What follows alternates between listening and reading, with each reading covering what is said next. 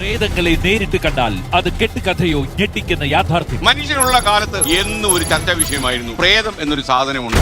ഞാൻ 5 തവണ ഭൂതത്തെയും പ്രേതത്തെ ആത്മാവിനെയും കാണുകയോ അനുഭവിക്കുകയോ ചെയ്തിട്ടുള്ള മനുഷ്യനാണ്. ഞാൻ മരുന്ന് കൊടുത്ത് ഒരുപാട് പ്രേതങ്ങളെ ഒഴിപ്പിച്ചിട്ടുണ്ട്.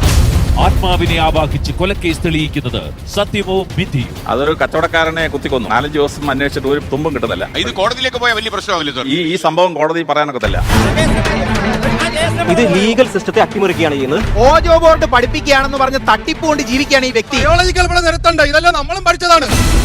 ശരിക്കും പറഞ്ഞാൽ ഇത് നല്ലൊരു കച്ചവടമാണ്, പ്രേത കച്ചവടം. താങ്കൾ എന്റെ കൂടെ വന്നാൽ നിങ്ങൾക്ക് ആത്മാവിനെ ഞാൻ കാണിച്ചു തരും. സാർ, ഇത്ര ആത്മാക്കളെ കൊണ്ടുവന്ന താങ്കൾക്ക് മരിച്ചുപോയ നിതിൻ രാജിന്റെ ആത്മാവിനെ കൊണ്ടുവന്ന് ഈ കേസ് ഒന്ന് തെളിയിച്ചു തരാം.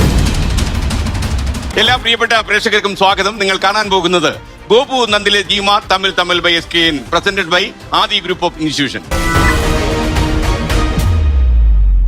മനുഷ്യനുള്ള കാലത്ത് എന്നും ഒരു ചർച്ചാ വിഷയമായിരുന്നു പ്രേതം എന്നൊരു സാധനമുണ്ടോ. അത് ഇക്കാലത്തും ചർച്ചാ വിഷയമാണ്. നമ്മുടെ ഈ ഡൊമസ്റ്റിക് പ്രേതം എന്ന് വിളിക്കാവുന്ന കള്ളിയങ്കാട്ട് നീലി, ഇന്റർനാഷണൽ പ്രേതം എന്ന് വിളിക്കാവുന്ന ഡ്രാക്കുള, ഇങ്ങനെയുള്ള പ്രേതങ്ങൾ ഉണ്ടെങ്കിലും നമ്മുടെ നാട്ടിൽ പ്രേതകഥകൾ പറഞ്ഞാൽ ഇപ്പോഴും ആൾക്കാരൊന്നും ഞെട്ടും. പ്രേതങ്ങളിൽ യാഥാർത്ഥ്യമുണ്ടോ?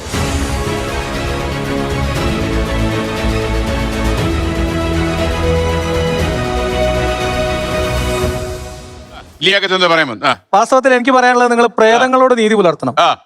കാരണം ഇവർ പറയുന്നത് മുഴുവൻ നമ്മൾ ഇതിനു മുമ്പ് സംസാരിച്ച മരണാനന്തരം, ആത്മാവ്, ആത്മീയത തുടങ്ങിയിട്ടുള്ള സാധനങ്ങളുമായിട്ട് ബന്ധപ്പെട്ട് പ്രേതങ്ങൾ അവിടെ വേറെയുണ്ട്. രക്തം കുടിക്കുന്ന രക്തരക്ഷസ് അവിടെയുണ്ട്. കള്ളിയങ്കാട്ട് നീലിയുണ്ട്. അപ്പൊ ഇത്തരത്തിലുള്ള പ്രേതാനുഭവങ്ങൾ അവിടെ ഇരിക്കുമ്പോ നമ്മൾ വെറുതെ ഈ നിരുപദ്രവകാരികളായിട്ടുള്ള ആത്മാക്കളെ കൂടെ കളിക്കരുത്. ഞാൻ എന്റെ ഒരു പ്രേതാനുഭവം പറയാം. ഞാൻ ഇവരോട് പറയാണ്, ഇവർക്ക് ആർക്കെങ്കിലും അതിന്റെ വസ്തുത പറയാൻ കഴിഞ്ഞാൽ ഞാൻ ഇവർ പറയുന്ന അംഗീകരിക്കാം. എന്റെ ഒരു അനുഭവമാണ്, ജീവിതത്തിൽ നടന്ന കാര്യമാണ്. ഞാൻ ഡിഗ്രിക്ക് പഠിക്കുന്ന സമയത്ത് ഓട്ടോ ഓടിക്കുന്ന ആളാണ്. അപ്പൊ ഓട്ടോ ഓടിക്കുന്ന സമയത്ത് രാത്രിയാണ് കൂടുതൽ സമയത്ത് ഓട്ടോ ഓടിക്കുന്നത്. അപ്പൊ ഒരു ദിവസം രാത്രി ഒരു 11:55, സമയം കൃത്യമായിട്ട് ശ്രദ്ധിക്കണം. 11:55 പെട്ടെന്ന് ഞാൻ മുമ്പ് പഠിച്ച സ്കൂളിന് അടുത്തുള്ള ഒരാള് പെട്ടെന്ന് സ്കൂളിന് മുന്നിൽ വന്ന് ഓട്ടോയ്ക്ക് കൈ കാണിക്കുന്നു. രാത്രിയാണ്, ഇന്നത്തെ പോലത്തെ സ്ട്രീറ്റ് ലൈറ്റ് ഒന്നുമില്ല, ഒരു 10-15 വർഷം മുൻപത്തെ കഥയാണ്. അപ്പൊ ഇത് വന്ന് നിർത്തുന്നു, ഞാൻ നിൽക്കുന്നു. അയാൾ എന്നോട് പറഞ്ഞു ഇന്ന സ്ഥലത്തോട്ട് പോകണം. അപ്പൊ അവിടെ ഒരു നെല്ലിക്കുന്ന് എന്ന് പറഞ്ഞ സ്ഥലമുണ്ട്. നെല്ലിക്കാടാണ്. പിന്നെ കുറച്ച് ഭാഗം കഴിഞ്ഞാൽ വെറും പറങ്കി, നമ്മുടെ ഈ കശുമാവിൻ തോട്ടങ്ങളാണ്. പോകുന്ന വഴിക്ക് 2 സ്ഥലങ്ങളിൽ മാത്രമാണ് വീടുകളുള്ളത്. അതിൽ ഒരു സ്ഥലത്തേക്കാണ് ഇയാൾ പറയുന്നത്. ഇപ്പൊ രാത്രി 11:55 ഇയാൾക്ക് ഇത് എന്ത് കാര്യം എന്നാലോചിച്ചു. വണ്ടി ഓട്ടം കിട്ടുന്നതല്ലേ, ശരി കയറിക്കോളാൻ പറഞ്ഞു. ഞാൻ വണ്ടി തിരിച്ച് ആ വഴി പോയി. ഈ പറഞ്ഞ ആള് ഇറങ്ങേണ്ട സ്ഥലത്തിയിട്ട് അയാളൊന്നും പറയുന്നില്ല. അപ്പൊ ഞാൻ കുറച്ചുകൂടി മുന്നിലോട്ടായിരിക്കും, അടുത്തൊരു സ്ഥലം കൂടി ഉണ്ടല്ലോ. അങ്ങനെ പോയപ്പോൾ പെട്ടെന്നൊരു കുട്ടി ഓടി വന്ന് വണ്ടി കൈ കാണിച്ചു. രാത്രി 12 മണിക്കാന്ന് ആലോചിക്കണം. സാധാരണ ഇതിലൊരു 7 വയസ്സുള്ള കുട്ടി ആ സമയത്ത് അങ്ങനെ കാണില്ല. അവിടെ കൈ കാണിച്ചു. അപ്പൊ വണ്ടിയിൽ ആളിരിക്കല്ലേ, ഞാൻ കുറച്ചുകൂടി മുന്നോട്ട് പോയി.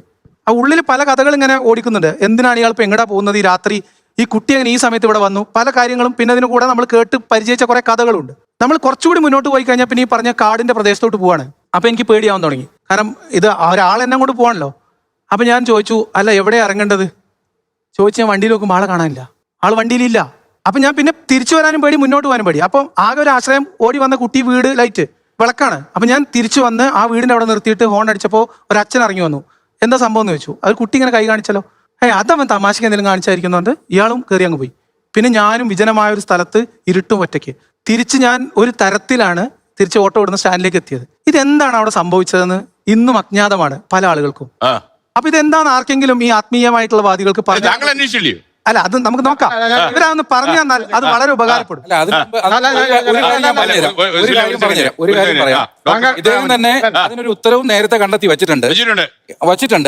ഇവിടുന്ന് ആരെന്ത് പറഞ്ഞു കഴിഞ്ഞാലും അതിനുശേഷം രസകരമായ തമാശ നിറഞ്ഞ ഒരു സാധനം പറഞ്ഞ് ക്ലൈമാക്സ് പൊട്ടിക്കുന്ന ഒരു സാധനം അദ്ദേഹത്തിന്റെ കയ്യിലുണ്ട്. ഇവിടെ തട്ടിപ്പ് പൊളിഞ്ഞു എന്ന് പറയുന്നത് ഇപ്പൊ ഈ പറഞ്ഞ അനുഭവം, ഞാൻ ചെന്നിട്ട് എന്റെ ഒരു സാധാരണ രീതിയിൽ ഒരു ജോത്സ്യനെ കാണാൻ പോകുന്ന പോലെ പ്രേതം ഒഴിപ്പിക്കുന്ന ആളുടെ അടുത്ത് പോയിട്ട് എനിക്ക് ഇങ്ങനെ ഒരു അനുഭവം ഉണ്ടായി, അന്ന് മുഴുവൻ ഞാൻ പനിച്ചു കിടന്നു എന്ന് പറഞ്ഞാൽ ഇവർ ഈ പ്രേതത്തിന്റെ പേര്, അഡ്രസ്സ്, വീട്ടുപേര്, മരിച്ച കാരണം, എല്ലാ കഥയും പറയും. എനിക്കെതിരെ ഈ കാര്യം പറഞ്ഞാൽ തട്ടിപ്പ് പൊളിയും എന്നുള്ളതുകൊണ്ട് അദ്ദേഹം പറഞ്ഞ എന്താ, ഞാനിപ്പോ ഒരു കഥ പറഞ്ഞു, ഇനി ഇതിനൊരു ക്ലൈമാക്സ് ഉണ്ടാവും. പറയട്ടെ തട്ടിപ്പ് ഞാൻ പറഞ്ഞുതരാം.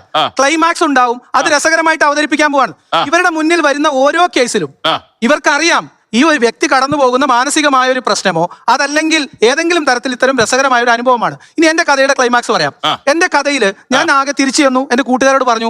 അപ്പൊ ഈ ഭാഗത്ത് കണ്ടിട്ടുള്ള യക്ഷികളുടെ, പ്രേതത്തിന്റെ, ആളുകളുടെ കൊങ്ങക്ക് പിടിച്ച പ്രേതത്തിന്റെ ഒക്കെ കഥ പറഞ്ഞു. നീ എന്ത് ധൈര്യത്തിലാണ് അങ്ങോട്ട് പോയത്? 100 കഥകളാണ് ചുറ്റും. അവസാനം എന്നെ സംബന്ധിച്ച് എനിക്കിത് തീർത്തിട്ട് വേണം വീട്ടിൽ പോകാൻ. കാരണം കിടന്നുറങ്ങാൻ പറ്റില്ലെങ്കിൽ ഞാൻ ഈ വ്യക്തിയുടെ വീട് അറിയാവുന്ന ഒരു സുഹൃത്തിനെ പിടിച്ച് ഞങ്ങൾ 3-4 പേര് 2 ഓട്ടോയും എടുത്ത് ഇയാളുടെ വീട്ടിൽ പോന്നു.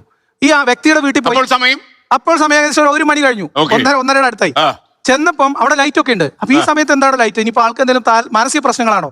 ഞാൻ നേരെ ചെന്ന് കുറച്ച് അധികം വീട്ടിലോട്ട് കയറി പോന്നു. ഒരു പഴയ തറവാടിന്റെ അറ്റത്ത് നമ്മൾ പേരുറക്കെ വിളിച്ചപ്പോൾ അയാൾ ഓടി വന്നു. ഒരു 5-10 ആളുകളങ്ങ് ചെല്ലല്ലേ, ഇയാൾ പാഞ്ഞു പുറത്തോട്ട് വന്നു. ഞാൻ ചോദിച്ചു, എന്ത് പണിയാണ് ചേട്ടാ കാണിച്ചത്?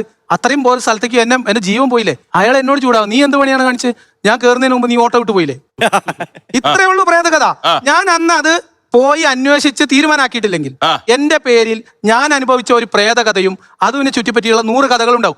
ഞാൻ തന്നെ പിറ്റേ ദിവസം പനിച്ച് ഇവരുടെ അടുത്തിൽ ചെന്നാൽ അന്ന് കണ്ട യക്ഷിയുടെ കഥയും എല്ലാ കഥയും പറഞ്ഞു തരും. ഇനി താങ്കൾക്ക് ഒരു മറുപടി. ഇത്രേ ഉള്ളൂ നിങ്ങൾ. ഇനി അനന്തപത്മനാഭൻ. ഇത്രേ ഉള്ളൂ നിങ്ങൾ.